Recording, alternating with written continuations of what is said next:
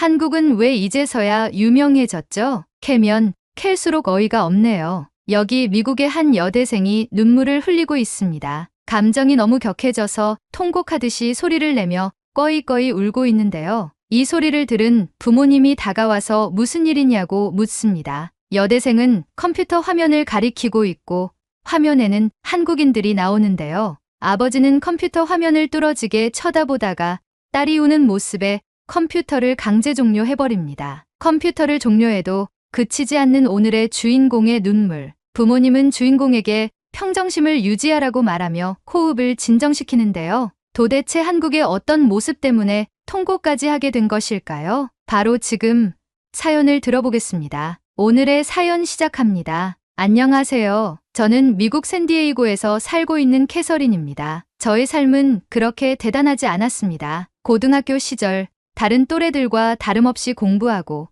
친구들과 어울려 다니며 생활하는 학생일 뿐이었죠. 하지만 한국이라는 나라 때문에 제 평범한 인생이 하루아침에 뒤바뀌어 버리는 일이 발생하고야 말았습니다. 때는 코로나가 발생한 2019년으로 되돌아갑니다. 그 당시 저는 고등학교 졸업을 앞둔 학생이었습니다. 코로나가 발병하며 학교에 등교하지 않고 집에서 생활을 해야 했어요. 부모님에게 저는 하나밖에 없는 딸이라서 외부 활동 자체를 금지시키셨습니다. 그러다 보니 자연스레 친구들과는 휴대폰이나 노트북으로 소통하게 되고 학교 수업도 원격으로 이루어지게 되었습니다. 저는 대학교를 가고 싶었기 때문에 공부도 남들보다 열심히 했습니다. 부모님의 기대를 저버리고 싶지 않았고 코로나로 인해 혼란스러운 대학 입시에서도 최선을 다해 학업에 임했죠. 아무래도 집에서 원격으로 홈스쿨링처럼 진행이 되다 보니 학업에 관련된 방대한 자료들을 검색하고 공부하며 저의 마지막 고등학교 시절을 보냈습니다. 그러다 저의 인생에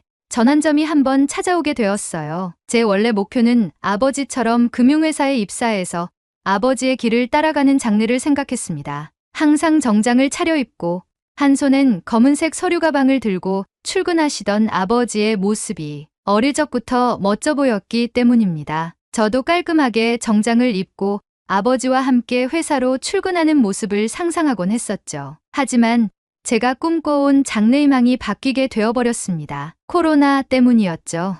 아버지 역시 코로나로 인해 출근을 하지 않으시고 집안 서재에서 업무를 보셨어요. 편안한 옷차림으로 업무를 보시던 모습도 이질적이었지만 더 이질적인 모습은 따로 있었습니다. 코로나 이전에는 출근과 퇴근 때마다 아버지의 젠틀한 모습이 멋져 보였어요. 하지만 집에서 업무를 보시는 모습은 마치 치열한 사회 속에 뛰어든 군인 같아 보였습니다. 원격으로 회의를 하실 때나 휴대폰으로 누구와 통화를 하실 때마다 큰 소리를 치시며 발끈하셨고 일을 하실 때 아버지의 목소리엔 날이 서 있었어요. 굳게 닫힌 서재의 방문 너머로 들리는 아버지의 샤우팅은 집안의 분위기를 무겁게 만들었죠. 그때부터 저는 아버지의 두 얼굴이 낯설게 느껴졌고 어머니의 암울한 표정에 마음이 아팠습니다. 어머니는 아버지의 목소리가 커질 때마다 말없이 제 방의 문을 굳게 닫으셨고 저는 눈치도 보이고 스트레스도 쌓여갔죠. 그러다 보니 아버지의 직업이 제가 꿈꿔왔던 모습과는 다르다는 느낌을 받았고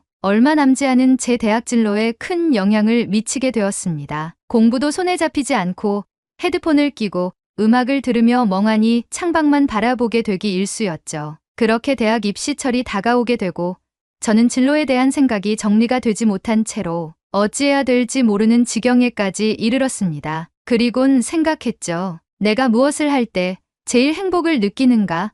에 대한 질문을 저에게 계속 던졌습니다. 제가 어릴 적부터 원했던 진로가 무너지더라도 제 인생을 새로 개척하고 싶었기 때문이었죠. 그렇게 질문을 던지다가 순간 번뜩이는 생각이 머리를 스쳤습니다. 바로 미디어였어요. 코로나로 인해서 집에 있는 시간이 많아지면서 SNS나 TV 프로그램, OTT 서비스가 활성화되었고 소셜미디어에 수많은 사람들의 관심도가 올라가고 있었어요. 저 역시도 각종 스트레스를 풀 때마다 미디어를 활용하고 친구들과 소통할 때에도 사용하는 것이 소셜미디어였기에 미디어 장르로 진로를 나가보면 어떨까 하는 생각이 들었죠. 솔직히 저는 제 주관을 잘 봅니다. 저는 상상력이 풍부하진 않기 때문에 창작에 관련된 것은 거리가 멀다고 판단해서 작가나 PD는 멀리하고 엔지니어 계열로 나가야겠다는 생각이 들었어요. 편집이나 효과, 제작에 관한 부분이요. 그렇게 새로운 마음을 가지고 진로 상담을 할 때 선생님께 제 인생의 방향에 대해 설명드렸어요. 그리고 선생님은 미디어 계열에 관련한 대학 리스트에 추천서를 써주었죠. 그리고 난 후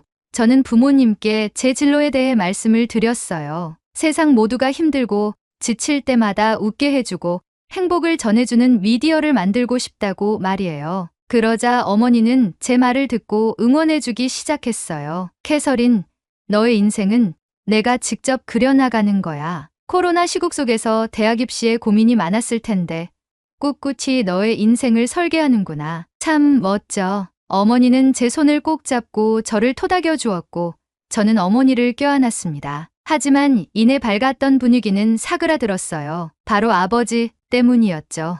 아버지는 아무 말 없이 앉아서 바닥만 쳐다보고 있었어요. 저와 어머니는 아버지를 쳐다만 보았죠. 오랜 정적 끝에 아버지가 말을 꺼냈어요. 캐서린, 너의 선택이 옳은 것 같다. 현재 미국 경제는 암흑기야. 코로나로 인해서 많이 힘들어졌지. 나의 모습을 돌아보니 너의 선택에 영향을 많이 끼쳤다는 것을 직감할 수 있었단다. 아빠가 못난 모습을 많이 보여준 것 같아. 정말 미안하구나. 나는 하나뿐인 딸의 꿈을 응원해. 우리 딸이 엄마와 아빠에게 행복한 모습만 보여준다면 우린 그것으로도 기쁠 것 같구나. 잘 자라줘서 고맙다, 우리 딸. 그렇게 저는 부모님의 든든한 지원 속에 대학 입시 준비에 매진하였습니다. 선생님의 추천서로 대학에 면접도 보러 다니며 제 꿈을 향해 한 발짝씩 나아가기 시작했죠. 하지만 제 기대와는 달리 현실은 가혹했습니다. 여느 때와 같이 집에서 노트북으로 영화를 보고 있었습니다. 그런데 그 순간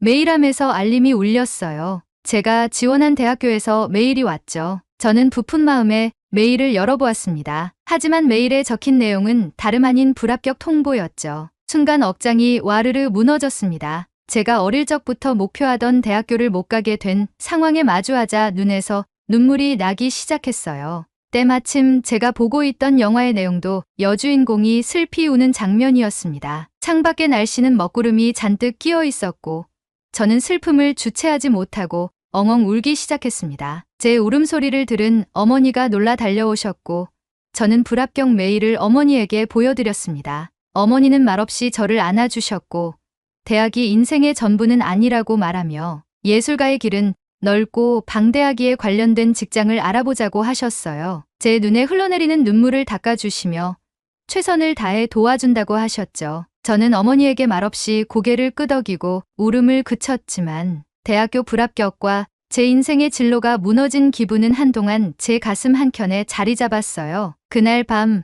아버지가 저를 달래주러 제 방에 오셨지만 저는 이불 속에 꽁꽁 숨은 채로 제 스스로를 달래려 했습니다. 그렇게 우울함 속에서 살아가던 중 제 친구 마리가 연락이 왔어요. 마리는 저에게 대학이 어찌 되었는지 물었고 저는 떨어졌다고 했죠. 마리는 제 말을 듣고 저를 위로해 주었어요. 그리곤 자신도 대학에 떨어졌다고 말했죠. 저는 마리에게 물었어요. 마리, 대학에 떨어졌는데도 넌 밝아 보여. 인생이 무너지는 기분이 들지 않아? 그러자 마리가 대답했어요. 대학이 내 인생에 있어 중요한 부분은 아니라고 생각해, 캐서린. 꿈이 있다면 관련된 일을 하면서 배워나가는 방법도 있는데 꼭 대학이 전부일까? 난 오히려 앞으로 어떻게 돈을 벌어야 할까라는 생각에 직장을 알아보고 있어. 돈이 있으면 내가 하고 싶은 일들을 할 수 있으니까. 마리의 말도 일리가 있었어요. 돈이 있어야 자신이 하고 싶은 일을 하죠. 학교도 등록금이 필요하고 생활비도 필요하고 돈이 중요하다는 마리의 말이 공감이 되었어요. 마리는 제게 말을 이어갔어요. 그래서 말인데 나 크리에이터를 해보려고 해. 요즘 유행하는 먹거리나 여행지들을 다니면서 영상에 담고 유튜브로 홍보하는 거지. 정말 재밌을 것 같지 않아? 취미 삼아 해보려고 하는데 너도 같이 할래?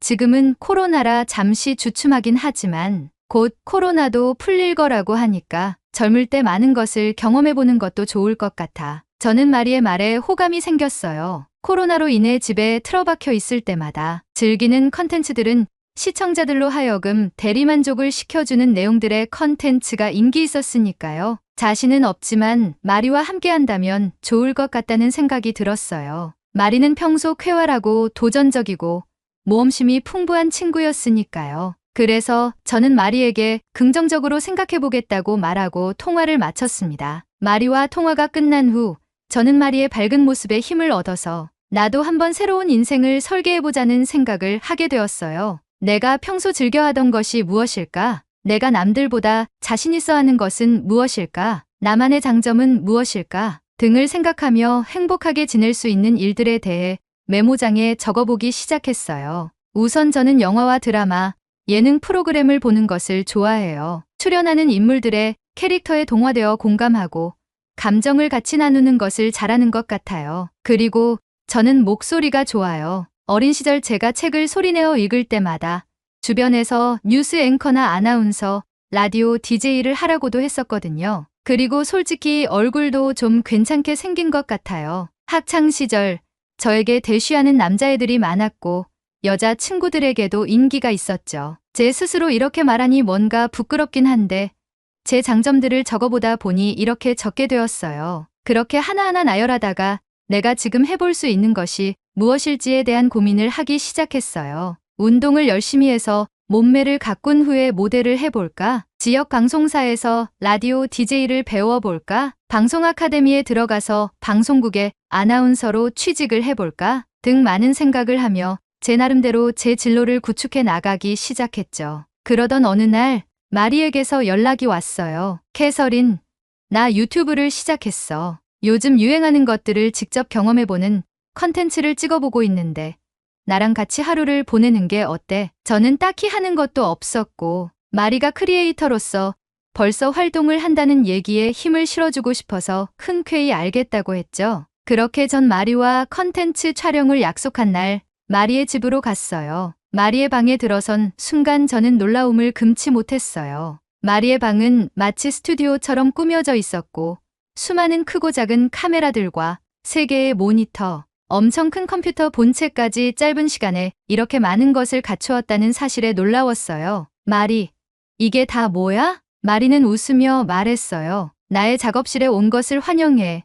열심히 아르바이트해서 모았던 돈으로 장비부터 맞췄어. 크리에이터라면 이 정도는 기본이지. 자, 준비해볼까? 저는 마리가 던져주는 카메라를 들고 배터리와 충전기가 든 가방을 메고 집을 나섰어요. 마리가 걸어가며 오늘 찍을 컨텐츠를 말해주었죠. 오늘은 한인타운에 갈 거야. 거기에 한인마트가 있는데 거기서 재료를 사는 컨텐츠를 찍을 거야. 저는 물었어요. 재료?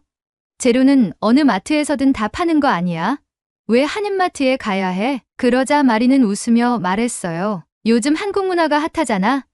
K-팝의 인기가 올라가면서 나도 자연스레 한국 문화를 접했는데 BTS가 요즘 대세야. 너도 알지? 저는 BTS의 인기를 실감하고 있었고 저도 K-팝 음악을 간간히 듣던 터라 한국에 호의적이었어요. 맞아.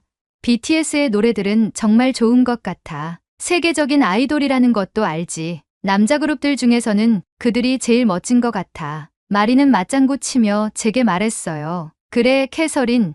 오늘은 그들이 온라인 방송에서 만들었던 한국 음식을 만들어 먹어보는 컨텐츠를 할 거야. 그 음식은 바로 김밥이지. 저는 김밥이라는 말이 생소했어요. 도대체 어떤 음식인지 이해가 가지 않았죠. 그러자 마리는 김밥이라는 음식의 사진을 보여줬어요. 저는 마리에게 김밥이라는 음식에 대한 설명을 들었어요. 한국에서 피크닉이나 여행을 갈 때 간편하게 식사를 할 수 있게 만든 음식이라고 하더라고요. 한 입 크기로 잘라놓고 먹는 음식인데다가 맛과 영양이 풍부하다고 했죠. 저는 김밥을 만들어 본다는 것에 흥미를 느끼기 시작했죠. 그리고 그 순간 마리는 아무렇지 않게 카메라를 켜고 촬영을 시작했어요. 안녕하세요, 여러분.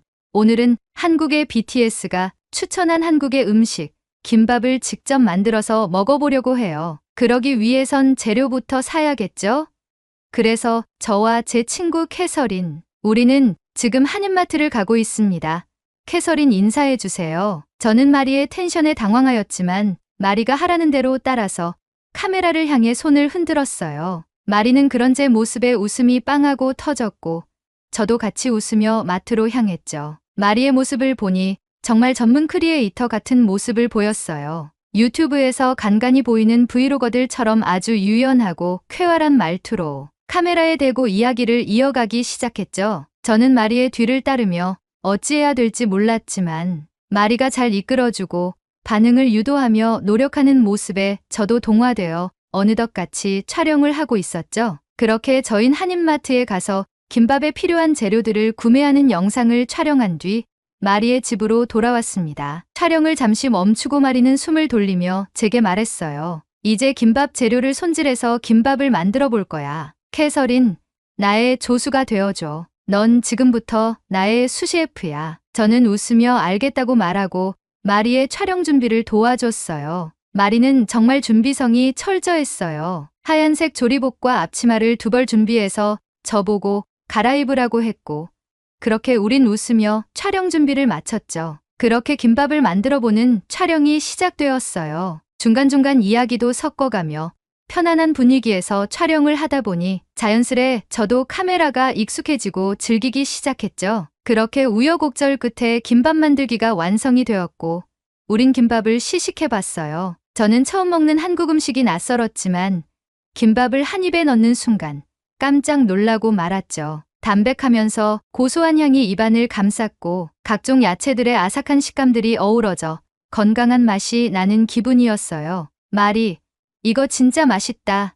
정말 대박이야. 마리는 맛있어서 다행이라고 말하며 자신도 먹기 시작했어요. 그리고 제게 한국의 김치를 곁들여서 먹어보라고 권했죠. 마리, 김밥은 김치와 함께 먹으면 정말 맛있대. 한번 먹어봐. 저는 김치와 함께 김밥을 먹었어요. 김치의 매콤함과 달달함이 김밥의 담백함과 고소함과 잘 어우러져 더욱 깊은 맛을 내었어요. 저도 모르게 제가 느끼는 표현을 카메라에 대고 설명하기 시작했고 마리는 이런 제 모습을 보고 웃기 시작했죠. 그러다 마리가 갑자기 저에게 말했어요. 이거 먹고 있어.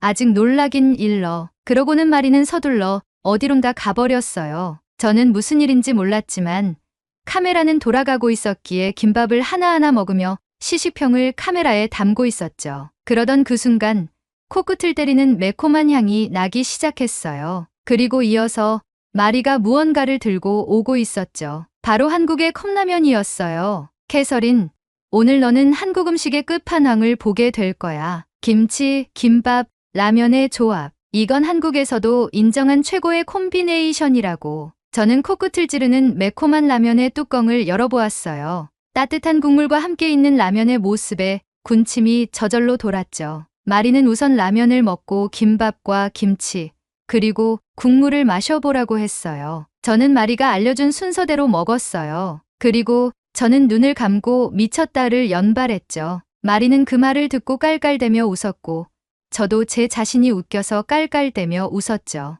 그렇게 마리와 저는 음식을 먹으며 촬영을 이어갔어요. 그러던 도중 마리가 김밥에 관한 이야기를 시작했어요. 캐서린, 너 한국 영화 좋아해? 김밥에 관련된 한국 영화가 있는데 추천해줄게. 꼭 봐봐. 저는 이미 김밥과 라면에 반해버렸기 때문에 흔쾌히 그 영화를 보겠다고 다짐했어요. 그렇게 마리와 컨텐츠 촬영이 끝나고 식기들과 촬영 장비들을 정리하고 저는 집에 가보겠다고 했죠. 그러자 마리가 제게 말했어요. 캐서린, 오늘 어땠어? 저는 마리에게 말했어요. 아주 재밌었어, 마리. 하루 종일 촬영하느라 고생했겠지만 어느덧 나도 즐기고 있었고 맛있는 음식도 먹어서 좋았어. 또 해보고 싶다는 생각이 들었어. 그러자 마리는 저에게 제안을 했어요. 너도 시간이 될 때마다 이렇게 컨텐츠를 촬영해봐. 나름 즐거운 취미 생활이 될 거야. 그리고는 마리가 제게 카메라를 하나 쥐어줬어요. 이거는 빌려주는 거야. 마음껏 찍어보는 것도 좋은 방법 중 하나야. 아까 카메라랑 친해진 것 같아 보여서 보기 좋았어. 너도 잘할 수 있는 컨텐츠가 있을 거야. 저는 마리의 말에 힘을 얻으며 기회가 되면 찍어보겠다고 했어요. 그렇게 저는 카메라를 들고 집에 왔죠. 침대에 누워 카메라를 켜고 화면에 비치는 제 모습을 한동안 보면서 생각했어요. 과연 내가 어떤 컨텐츠를 만들 수 있을까? 그러다 문득 마리가 추천해준 한국 영화가 떠올랐어요. 그래, 마리가 추천해준 한국 영화를 보면서 리뷰하는 영상을 한번 찍어봐야겠다. 그렇게 저는 각오를 하고 잠에 들었어요. 다음날 저는 전날 밤에 각오를 되새기며 장비를 세팅하기 시작했어요. 유튜브로 영화를 리뷰하는 크리에이터들의 모습을 참고하여 카메라의 각도를 맞추고 컴퓨터를 틀어 영화를 검색하고 촬영 준비를 마쳤습니다. 혼자서 처음 하는 촬영이니 편안하게 생각하고 영화를 보자고 생각하고 영화를 틀었어요. 영화는 한국의 코미디 영화로 카테고리가 분류되어 있었고 저는 영화를 시청하기 시작했습니다. 한국어로 되어 있어 자막을 보며 영화를 감상하면서 속으로 생각했어요. 한국어를 조금이라도 알면 감정이 와닿는 게 더 크게 느껴지겠다라는 생각을 하며 영화를 봤어요. 하지만 자막으로도 전해져 오는 웃음 포인트들은 제 입꼬리를 올라가게 만들었어요. 그리고 중간중간 제가 너무 영화만 보는 것 같아서 제 속마음을 직접 말하며 영화를 봤죠. 그렇게 영화를 보며 혼잣말을 중얼거리는데 어느덧 제가 자연스레 영화 리뷰 컨텐츠를 만드는 기분이 들어 기뻤습니다. 나중에 마리에게 편집도 배워야겠다는 생각도 하며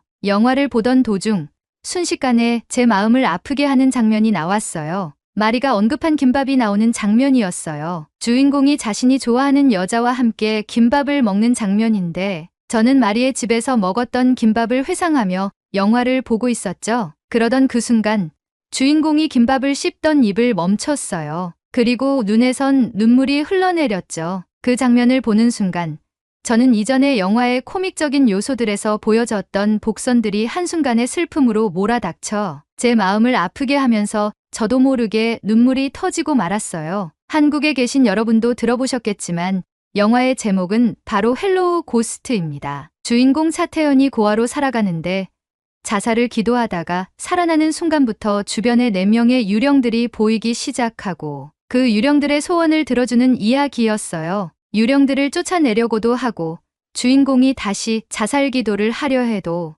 유령들이 이를 막으면서 주인공을 괴롭히는 내용이었죠. 유령들의 소원이 어이가 없어서 코믹적인 요소들이 초중반에 엄청 많이 보여서 단순히 웃으며 즐기는 영화로 생각했던 제게 마지막 반전은 큰 눈물을 자아내게 했습니다. 그 눈물의 매개체는 김밥이었고 저도 모르게 소리를 내며 통곡하게 되었어요. 제가 우는 소리를 듣고 부모님은 걱정이 되어 제 방에 들어오셨고 저는 그럼에도 불구하고 눈물을 쏟고 있었죠. 가슴이 찢어질 듯한 고통에 흐느끼고 있는 제 모습을 보시고 아버지는 컴퓨터를 종료했습니다. 어머니는 이게 무슨 일이냐며 왜 울고 있냐며 저를 안아주었어요. 저는 아버지에게 다시 컴퓨터를 켜라고 소리쳤고 아버지는 당황했습니다. 저는 부모님에게 자초지종을 설명하고 정말 슬픈 영화를 본 것 같다고 말하며 부모님에게 같이 영화를 보자고 했어요. 제가 감정을 컨트롤하지 못해서 흐느끼고 부모님까지 들어오셨기에 촬영한 영상은 쓰지 못할 것 같아서 카메라를 껐습니다. 그리고 온전히 우리 가족은 다시 처음부터 헬로우 고스트를 시청하기 시작했어요. 저는 김밥까지의 내용을 알고 있어서 다시 보면 감흥이 없을 줄 알았지만 결과를 알게 되니 이전의 장면들이 더 슬프게 다가왔습니다. 부모님은 웃긴 장면에서 웃으며 시청하는데 저는 몰래 올라오는 눈물을 훔쳐야 했죠. 그리고 마지막에 김밥이 나올 때 저희 부모님은 제가 왜 울었는지 알겠다고 말하며 저를 감싸 안고 눈물을 흘리셨습니다. 영화가 끝나고 부모님은 너무 감동적인 영화라고 말하며 한국인이 영화를 잘 만든다고 칭찬했어요. 그러다 아버지가 제게 물었어요. 캐서린, 아까 카메라로 무엇을 찍는 것 같았는데 뭐였니? 저는 마리의 이야기부터 시작해서 제가 하려고 하는 컨텐츠를 설명하기 시작했어요. 부모님은 가만히 듣고 계시다가 제게 말했어요. 내가 정말 좋아하는 일인 것 같구나. 어릴 때부터 넌 영화를 좋아했잖니? 그리고 네가 꿈꿔오던 미디어 계통의 일이니 애정을 가지고 한번 도전해보는 것도 좋겠구나. 아빠와 엄마는 내가 하고 싶은 것이 있으면 적극 지원해줄게. 한번 해보려무나. 저는 그 말에 감동하여 부모님을 껴안았고 감사하다고 말했습니다. 부모님이 방을 나가시고 저는 방을 둘러보았어요. 마리의 방과 비교해보며 제 방에 대한 컨셉을 짜기 시작하고 제가 하려고 하는 컨텐츠에 맞게 장비를 맞춰야겠다는 생각을 했어요. 부모님께 저의 계획을 전달드리고 제 방을 꾸미기 시작했습니다. 저는 저만의 컨텐츠를 확립했습니다. 제 컨텐츠는 헬로우 고스트와 같은 한국의 숨은 명작들을 찾아서 영어권 국가에 소개하는 컨텐츠를 진행하는 것으로 컨셉을 잡았습니다. 한국어도 배워서 시청자들에게 감정을 더 생생히 전달드리고 한국의 역사와 문화도 공부하며 한국의 정서를 시청자들에게 제공하는 컨텐츠를 계획하며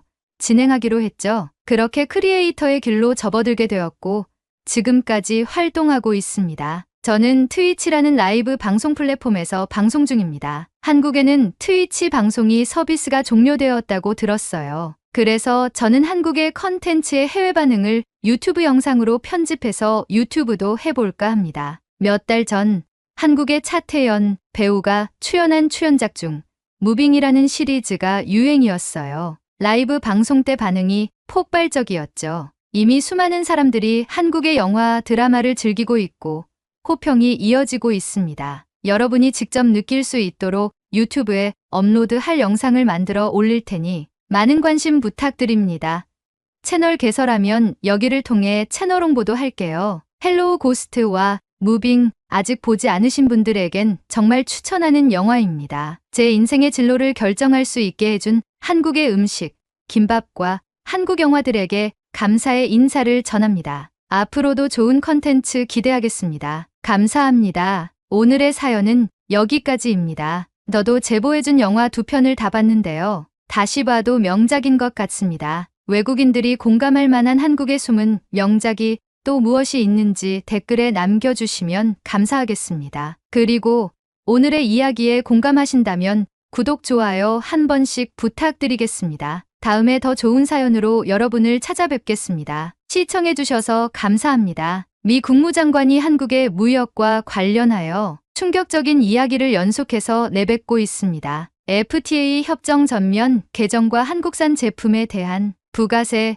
스크린 쿼터 등 강도 높은 한국 무역 압박을 시작한다는 것인데요. 그런데 그 와중 우리나라 기업들은 다른 목소리를 내고 있다고 합니다. 그 목소리는 미국의 각 매체로 뻗어나가고 있다는데요. 여러분의 좋아요 버튼에 힘을 얻어 비디오를 재생하겠습니다. 바로 지금 오늘의 사연 시작하겠습니다. 안녕하세요. 저는 클레어 맥켄지라고 합니다. 미국의 칼럼니스트로서 또 다큐멘터리 감독으로서 미국의 산업과 무역 정책을 기록해온 지난 15년의 시간 동안 저는 언제나 숫자와 현실을 기준으로 움직여왔습니다. 감성이나 관용보다는 원칙과 논리가 먼저라는 것을 저는 체득해왔고 제 시선은 언제나 냉정해야 한다고 믿었습니다. 그리고 솔직히 말씀드리자면 저는 오랜 시간 자유무역이라는 말에 의심을 품어왔습니다. 무언가를 자유롭게 나눈다는 개념이 정작 가장 중요한 우리 노동자들에게는 무엇 하나 돌아오는 것이 없다는 사실을 제 눈으로 봐왔기 때문입니다. 이제는 그 누구도 부정하지 않는 사실이지만 미국은 지난 수십 년간 지속적인 무역 적자에 시달려왔습니다. 값싼 수입품들이 우리의 공장을 무너뜨리고 정규직 노동자들이 비정규직으로 그리고 비정규직은 실업자로 전락하는 현실을 수없이 목격해왔습니다. 그 중심에는 언제나 상대국의 전략이 있었고 미국은 그 전략에 휘둘리는 입장이었죠. 그러던 중 2025년이 밝았습니다. 그리고 트럼프 대통령의 두 번째 행정부가 출범하면서 백악관은 곧장 상호 관세제를 핵심 무역 정책으로 추진하기 시작했습니다. 루비오 국무장관은 첫 기자회견에서 이제 미국은 더 이상 호구가 되지 않겠다고 선언했고 가장 먼저 지목된 국가 중 하나가 바로 한국이었습니다. 한국은 미국에 대해 연간 약 81조 원의 무역 흑자를 기록하고 있었고 전체 무역 적자 대상국 중 8번째 규모라는 것이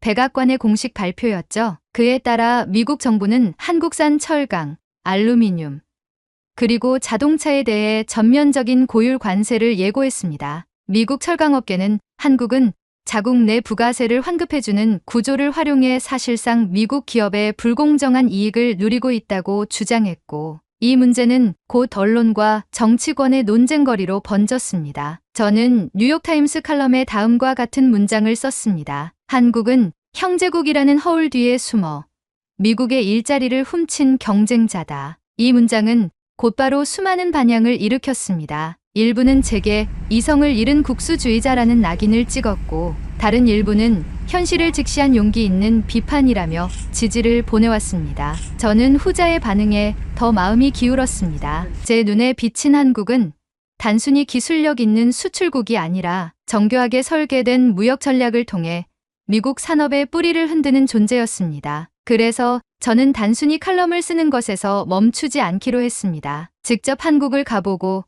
그 실체를 취재하기로 결심했습니다. 제 목표는 분명했습니다. 한국의 숨겨진 무역 전략과 품질을 무기로 삼은 경제 침략의 실체를 밝히겠다. 그것은 단순한 현장 방문이 아닌 일종의 탐사 저널리즘이자 다큐멘터리 프로젝트였습니다. 미국에서 보도자료와 통계 수치만으로 접했던 한국 제조업의 민낯을 직접 확인하고 그것이 어떤 방식으로 미국 시장을 잠식하고 있는지를 시청자들에게 보여주는 것이 이 작업의 핵심이라고 생각했습니다. 뉴욕의 제작사에서도 이 프로젝트에 관심을 보였습니다. 정치와 경제가 충돌하는 한복판에 서 있다는 기획의도는 확실했고 무엇보다 미국이 더 이상 희생양이 되어선 안 된다는 주장은 당시 정권의 기조와도 맞아떨어졌습니다. 그런 배경 덕분에 저는 비교적 빠르게 취재 여정을 준비할 수 있었고 곧 인천행 항공편에 몸을 실었습니다. 비행기 안에서 저는 긴 노트를 펼쳐 여러 가지 계획을 정리했습니다. 서울, 인천,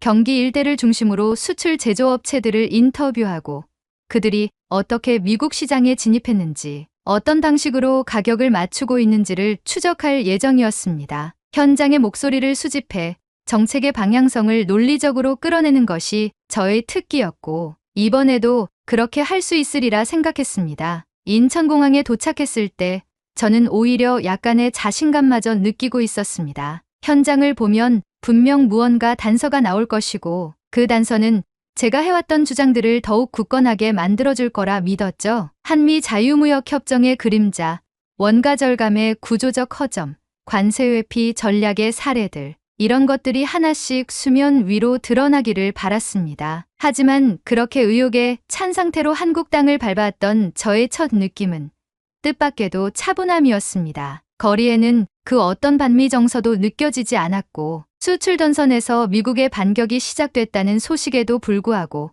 현지 언론은 대부분 조용했습니다. 오히려 긴 시간 동안 축적된 기술력과 품질을 기반으로 한 신뢰가 있다는 자신감이 묻어나왔고 그 온도차가 묘하게 저를 당황하게 만들었습니다. 그러나 저는 애초부터 감정에 흔들릴 생각은 없었습니다. 진실은 감정이 아닌 사실로 입증되는 것이며 숫자는 언제나 거짓말을 하지 않는다고 믿었기 때문입니다. 그래서 그 다음날부터 저는 곧장 현장 취재에 나섰고 한국의 수출 산업을 구성하는 여러 기업들과 사람들을 만나기 시작했습니다. 한국에 도착한 이후 저는 곧장 일정에 맞춰 서울과 인천, 그리고 경기도 일대의 여러 제조업체를 방문하기 시작했습니다. 사전에 연락을 취했던 업체들은 대부분 인터뷰와 현장 촬영을 흔쾌히 수락해 주었고 그것이 오히려 저를 조금은 당혹스럽게 만들었습니다. 예상했던 긴장감이나 경계심은 거의 느껴지지 않았고 모두가 오히려 자부심 가득한 얼굴로 공장을 소개하고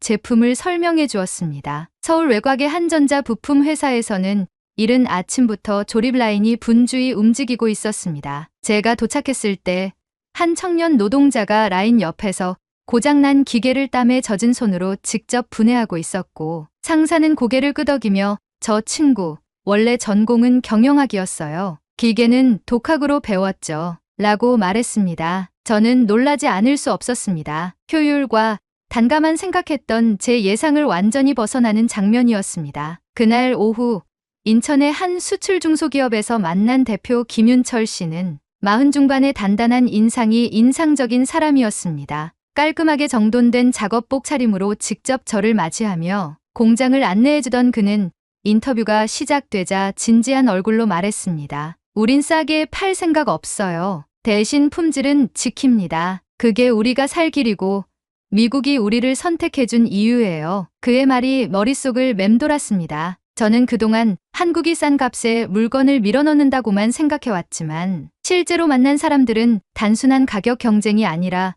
품질로 버텨온 시간에 대해 이야기하고 있었어요. 특히 그는 미국의 한 대형 유통업체와의 거래 사례를 꺼내며 이렇게 덧붙였습니다. 처음엔 중국산과 비교당했어요. 그런데 납기 한 번 어긴 적 없고 품질 클레임도 없으니까 가격이 좀 비싸도 우리 걸 고르더라고요. 그게 신뢰죠. 그 말 속엔 분명한 자부심이 담겨 있었고 동시에 수없이 많은 시련을 견뎌온 흔적이 묻어 있었습니다. 그때부터였던 것 같습니다. 제가 이 프로젝트를 처음 시작할 때 머릿속에 그려두었던 경제 침략의 논리가 흔들리기 시작한 것은요. 눈앞의 사람들은 단지 이윤을 위해 움직이는 기계적인 존재가 아니었습니다. 그들은 저마다의 생계를 걸고 동시에 어떤 신념을 품은 채 일하고 있었습니다. 경기도의 한 기계 부품 공장에서는 점심시간에 공장 구내식당에서 식사를 함께 했습니다. 식판에 담긴 반찬은 소박했지만 사람들 사이의 분위기는 따뜻했습니다. 그중 한 사람인 송미정 기사님은 식사를 마친 뒤 저에게 이렇게 말했습니다.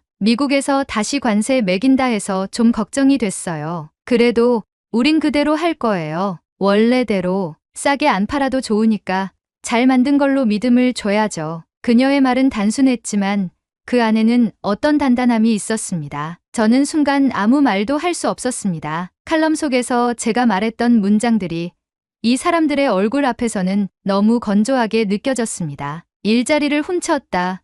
경제 침략이다. 그 표현들이 과연 이 노동자들의 하루와 맞닿아 있는 언어였을까요? 수치를 근거로 내세운 제 주장이 이 사람들의 손끝에서 흘러나온 땀의 무게를 설명할 수 있었을까요? 며칠 후에는 수출 전용 컨테이너를 다루는 창고 현장을 취재하게 되었습니다. 강풍이 부는 날이었지만 일꾼들은 방한복을 입고 거대한 철제 박스를 쉴 새 없이 옮기고 있었습니다. 박스 하나하나엔 미국 도시 이름들이 적혀 있었고 저는 그 글씨를 바라보며 이상하게 가슴이 먹먹해졌습니다. 이 안에 담긴 건 단순한 제품이 아니라 어떤 신뢰와 약속일지도 모른다는 생각이 들었기 때문입니다. 그날 밤 숙소로 돌아와서 저는 처음으로 노트북을 닫고 조용히 창밖을 바라보았습니다. 서울의 밤은 뉴욕과는 다르게 느껴졌습니다. 고요하면서도 단단했고 복잡하지만 흩어지지 않는 질서가 있었습니다. 저는 그 순간 처음으로 제 안에서 어떤 균열이 생겨나고 있음을 느꼈습니다. 제가 믿어온 원칙과 숫자 너머에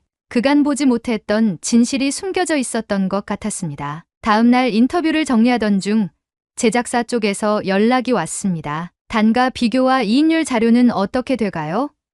그 목소리를 들으며 저는 잠시 말을 멈췄습니다. 자료는 충분히 확보하고 있었지만 이상하게 마음이 내키지 않았습니다. 지금 제 눈에 보이고 있는 것은 숫자가 아니었기 때문입니다. 사람의 얼굴, 움직이는 손, 식은땀과 품질을 지켜내겠다는 의지, 그런 것들이 오히려 더 또렷하게 다가왔습니다. 그날 밤 저는 다이어리에 이런 문장을 적어두었습니다. 수출은 숫자로 계산되지만 신뢰는 사람의 땀으로 유지된다. 여러 도시를 돌며 촬영한 지 보름이 가까워질 무렵 저는 조금 더 깊은 이야기를 담고 싶다는 생각이 들었습니다. 대기업의 자동화 설비나 정돈된 라인에서 느낀 감정도 컸지만 무엇보다 저를 흔든 건 그 안에 있었던 사람들의 말과 눈빛이었거든요. 그래서 이번에는 비교적 규모가 작고 수출 계약이 끊긴 한 공장을 찾기로 했습니다. 서울에서 차로 3시간 거리, 충청도의 작은 시골 마을이었습니다. 공장은 마을 외곽 논길 옆에 조용히 자리하고 있었고 처음 보는 순간부터 이곳은 참 오래된 역사를 가진 공간이겠구나 싶은 느낌이 들었습니다. 낡았지만 정갈했고 바람에 흔들리는 깃발 하나조차 그 자리를 잃지 않은 듯 단단했습니다. 공장 대표 김재홍 씨는 쉰이 조금 넘어 보였고 깔끔한 회색 셔츠에 작업복 바지를 겹쳐 입은 채 저희를 맞았습니다. 그는 공장 안으로 들어서며 말했습니다. 이젠 여기서도 소리나는 날이 많지 않아요. 수출길이 막히고 나서 기계는 절반만 돌아가고 사람도 줄였죠. 공장 안은 조용했습니다. 기계 몇 대가 간헐적으로 돌아가는 소리를 제외하면 사람들의 움직임도 매우 절제되어 있었고 마치 숨을 참는 듯한 공간이었습니다. 그런데 그 정적 속에서도 이상하게 무너진 느낌은 들지 않았습니다. 김 대표는 안내 중에도 늘 미소를 잃지 않았고 직원들도 제게 커피를 건네며 농담 섞인 인사를 건넸습니다. 작업대 옆 의자에 나란히 앉아 저는 조심스레 물었습니다. 이번 관세 조치 이후에 미국과의 계약은 완전히 끊기신 건가요? 김 대표는 한참을 침묵하더니 아주 천천히 입을 열었습니다. 미국 쪽 바이어가 미안하다고 했어요. 자기들도 어쩔 수 없다고. 그런데 그 말 이상하게 위로가 되더라고요. 정치는 우리를 갈라놔도 사람 마음까지는 못 끊더라고요. 그 말은 예상하지 못한 것이었습니다. 저는 관세가 매겨지고 무역 장벽이 올라가고 그로 인해 피해를 입은 입장이라면 당연히 분노와 원망이 나올 줄 알았습니다. 그런데 김 대표는 말했습니다. 그래도 미국은 동맹이고 형제국이에요. 우린 미워하진 않아요. 오히려 그 사람들 아직도 우리 제품 생각해준다는 거 고맙죠. 저는 순간 아무 말도 할 수 없었습니다. 형제국, 제가 칼럼 속에서 비판의 대상으로 삼았던 바로 그 단어였습니다. 형제국이라는 허울 아래 미국은 손해를 봤다고 생각했고 저는 그것을 드러내기 위해 이곳에 왔습니다. 그런데 이 작은 시골 공장의 대표는 관세로 계약이 끊겼음에도 불구하고 형제국이라는 말을 존중하며 입에 담고 있었습니다. 그 온도가 너무도 달라서 저는 말문이 막혔습니다. 김 대표는 창밖을 바라보며 조용히 말을 이었습니다. 우리 공장에서 만든 작은 부품 하나가 미국 어디선가 쓰이고 있다고 생각하면 좀 뿌듯했어요. 직접 가보진 않았지만 뉴욕에 간 적은 없는 사람이지만 그래도 내 손에서 나온 게 그쪽에서 돌아간다는 거. 그게 희한하게 마음을 따뜻하게 해줬죠. 그는 덧붙였습니다. 그래서 저희는 지금도 미국 쪽 규격에 맞춰 테스트해요. 계약 없어도요. 다시 열릴 날이 오겠죠. 사람 사이의 신뢰는 그렇게 쉽게 끊어지지 않으니까. 그날 촬영을 마치고 돌아오는 길.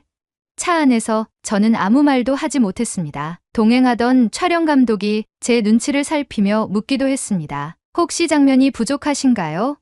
하지만 부족한 것은 장면이 아니라 제가 품고 있던 관점이었습니다. 저는 이 다큐멘터리를 경제 고발물로 시작했지만 지금 제 카메라에 담기고 있는 것은 너무나도 인간적인 풍경이었습니다. 이것은 관세나 무역 수지 그래프로 설명할 수 없는 사람과 사람 사이의 이야기였던 겁니다. 며칠 뒤 제작사와의 화상 회의가 있었습니다. 뉴욕 쪽 프로듀서 스콧은 초반 영상들을 검토한 뒤 불만을 드러냈습니다. 클레어, 너무 감성적이야. 우린 정치적 메시지가 필요해. 미국 시청자들은 관세가 정당한 조치였다는 근거를 찾고 있어. 감정의 기대는 콘텐츠는 설 자리가 없어. 그 말은 이해할 수 있었습니다. 저도 오랫동안 그런 기준 안에서 일해왔고 그것이 방송 시장의 냉정한 현실이라는 것도 잘 알고 있었습니다. 하지만 이번만큼은 쉽게 고개를 끄덕일 수 없었습니다. 그래서 조용히 말했습니다. 무역은 숫자의 전쟁처럼 보이지만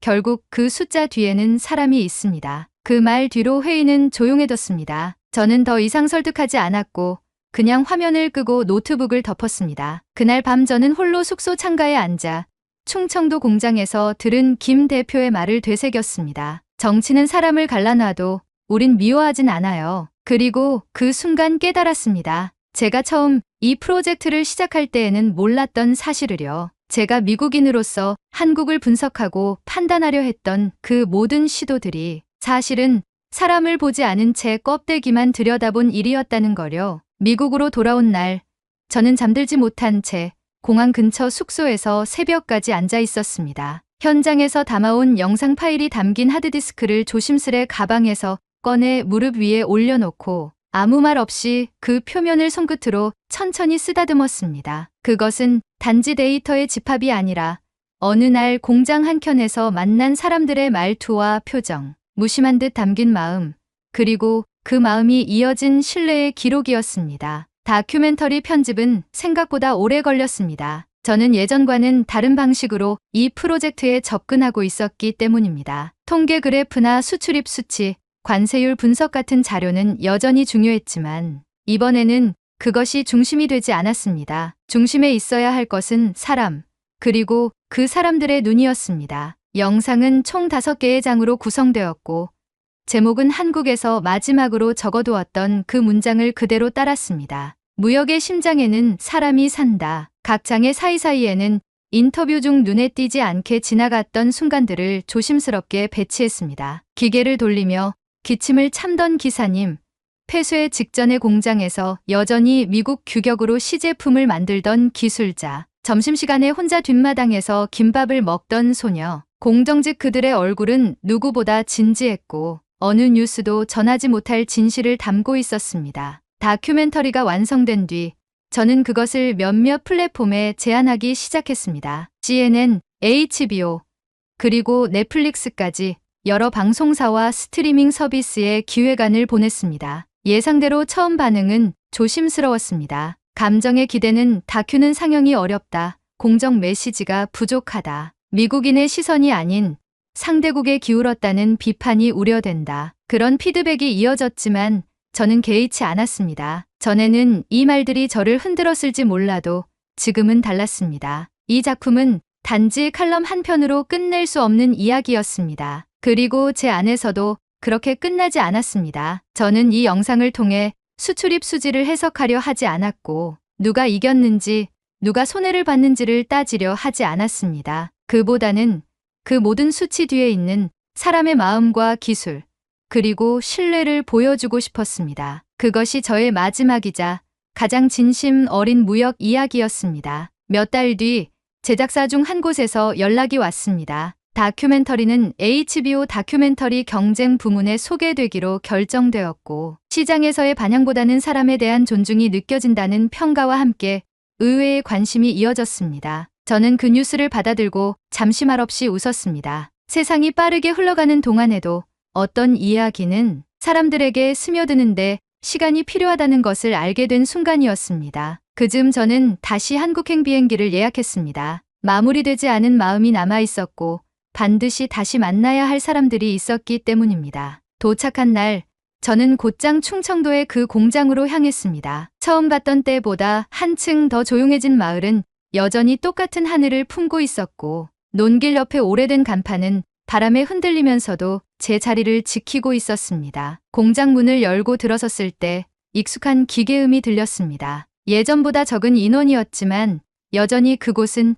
작업 중이었습니다. 김재홍 대표는 여전히 같은 옷차림으로 저를 맞이했고 저를 보자마자 웃으며 말했습니다. 보내신 영상 저희도 봤어요. 직원들이 울더라고요. 고맙습니다. 저는 고개를 숙이며 말했습니다. 오히려 제가 더 감사합니다. 제가 몰랐던 걸 이곳에서 알게 됐으니까요. 공장은 최근 다시 미국 바이어와 연락이 닿았고 관세 완화와 무관세 품목 전환 논의가 진행 중이라고 했습니다. 모두가 다시 희망을 조금씩 품기 시작했다고 했고 김 대표는 자신보다 직원들이 더 기뻐했다고 말했습니다. 저는 그 말을 들으며 이 모든 여정이 결국 사람에게로 돌아온다는 걸 다시금 확인할 수 있었습니다. 공장 한켠에는 예전처럼 미국 규격으로 제작된 작은 부품들이 정돈되어 있었고 그 위엔 출하대기라는 스티커가 붙어 있었습니다. 제가 마지막 장면으로 카메라에 담았던 것은 그 위로 흘러드는 따뜻한 오후 햇살이었습니다. 그날 저는 혼자 작은 뒷마당에 앉아 노트북을 열고 마지막 내레이션을 기록했습니다. 정치와 관세는 사람을 갈라놓지만 신뢰는 다시 이어줍니다. 저는 이제 믿습니다. 무역의 심장에는 사람이 산다는 것을. 오늘의 사연은 여기까지입니다. 한미무역에 대한 여러분의 생각을 댓글로 남겨 감동 비디오의 마지막을 장식해주세요. 오늘의 비디오가 공감이 되신다면 구독, 좋아요 한 번씩 부탁드리겠습니다. 그리고 여러분의 댓글은 제게 큰 힘이 됩니다. 다음엔 더 흥미로운 사연으로 여러분을 찾아뵙겠습니다. 시청해주셔서 감사합니다.